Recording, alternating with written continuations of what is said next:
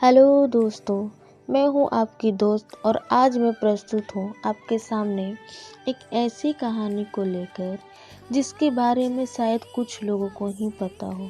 तो मैं आपको सुनाने जा रही हूँ विश्व की सबसे कठिन महापर्व छठ महापर्व की कहानी और छठ महापर्व से जुड़ी कुछ आध्यात्मिक, प्राकृतिक और वैज्ञानिक पहलू भी। तो आइए मैं ले चलती हूँ आपको छठ महापर्व से जुड़ी कुछ प्रचलित कहानियों से कि आखिर हम छठ पूजा को महापर्व क्यों कहते हैं, क्यों मनाते हैं छठ पर्व। जब छठी मैया है तो हम सूर्य देव की पूजा क्यों करते हैं, और भी बहुत से सवालों के जवाब मैं आपको इस वीडियो में देने की पूरी कोशिश करूँगी। तो आइए सुनते हैं छठ महापर्व से जुड़ी कुछ रोचक कहानियाँ। ये बात रामायण काल की है। एक मान्यता के अनुसार लंका विजय के बाद राम राज्य के स्थापना के दिन कार्तिक शुक्ल षष्ठी को भगवान राम और माता सीता ने उपवास किया और सूर्य देव की आराधना की। सप्तमी को सूर्य देव के समय पुनः अनुष्ठान कर सूर्य देव से आशीर्वाद प्राप्त किया। दूसरी कहानी महाभारत काल की है।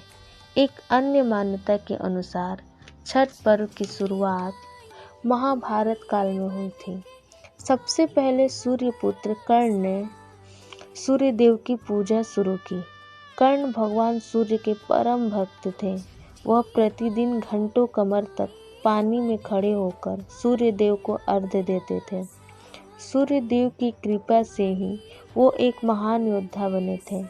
आज भी छठ में अर्घ्यदान की यही पद्धति प्रचलित है। कुछ कथाओं में पांडवों की पत्नी द्रौपदी द्वारा भी सूर्य देव की पूजा करने का उल्लेख है।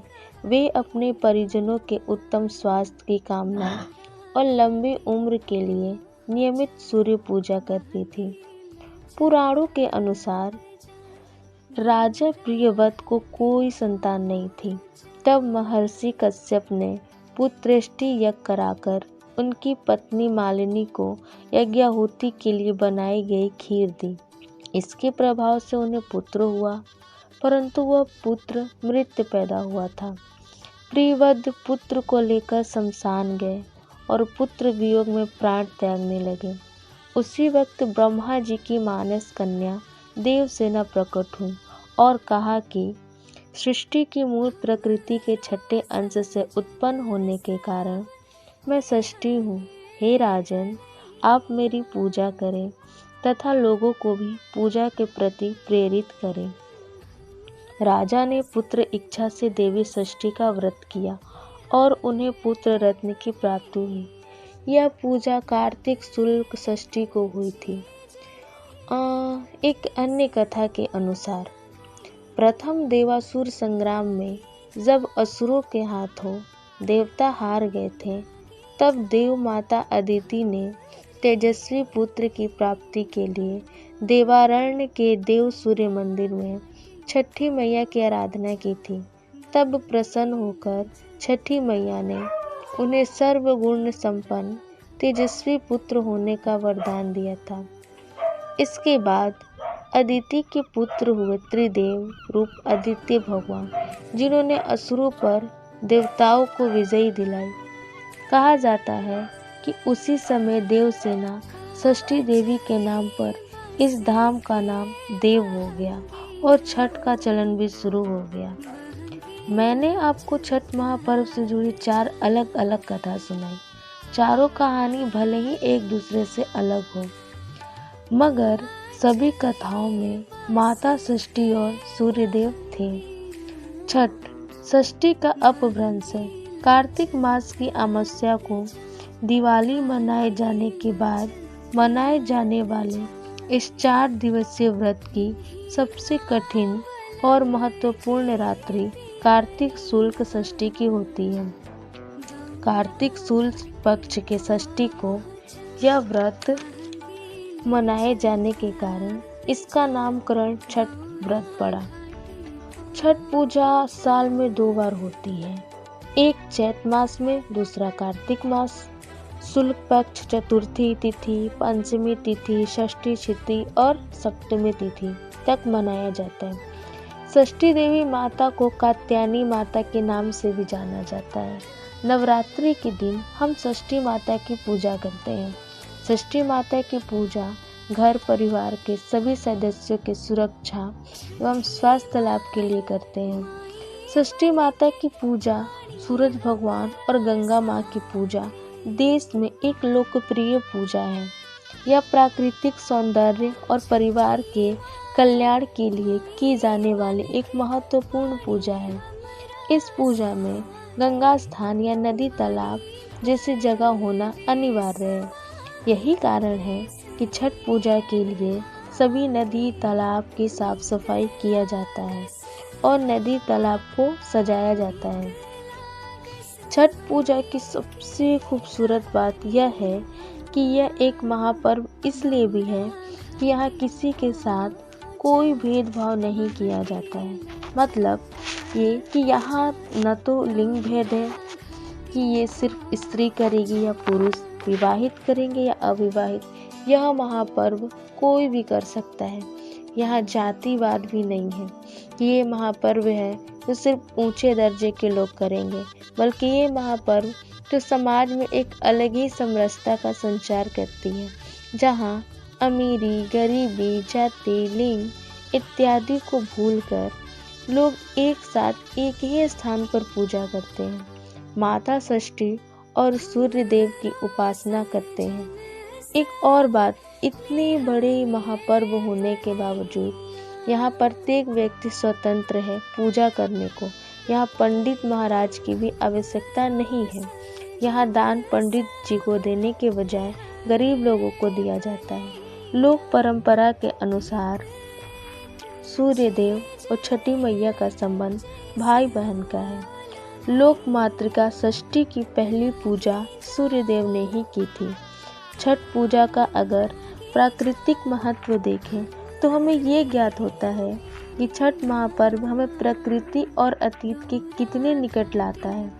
आज भी छठ पूजा में बनने वाला प्रसाद कोई आधुनिक तरीके से नहीं बल्कि प्राचीन तरीके से बनाया जाता है।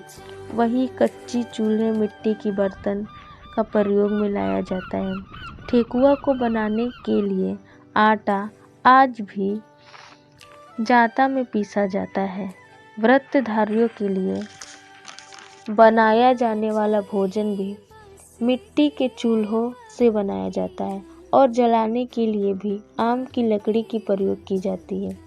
जहां हम आधुनिक युग में जी रहे हैं, जहां गेहूं पीसने की आधुनिक मशीन, खाना बनाने के लिए आधुनिक बर्तन और जलाने के लिए आग भी आधुनिक रूप से मौजूद होने के बावजूद छठ महापर्व प्रकृति के काफ़ी निकट लाती है। ये एक तरह से प्रकृति से जुड़ने का सुनहरा अवसर ही होता है। जहां हम प्रकृति से दूर मशीनी युग में जी रहे हैं, यह महापर्व इन 4 दिनों में प्रकृति के काफ़ी करीब लाती है और हमें हमारे अतीत से परिचित करवाती है। छठ महापर्व का वैज्ञानिक कारण भी है। सूर्य के प्रकाश के साथ साथ उसकी पराबैंगनी किरण भी चंद्रमा और पृथ्वी पर आती है।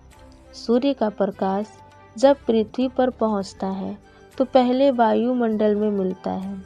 वायुमंडल में प्रवेश करने पर उसे आयन मंडल मिलता है। पराबैंगनी किरणों का उपयोग कर वायुमंडल अपने ऑक्सीजन तत्व को संश्लेषित कर उसे एलोट्रोप ओजोन में बदल देता है। इस क्रिया द्वारा सूर्य की पराबैंगनी किरणें का अधिकांश भाग पृथ्वी के वायुमंडल में ही अवशोषित हो जाता है। पृथ्वी की सतह पर केवल उसका नगण्य भाग ही पहुंच पाता है।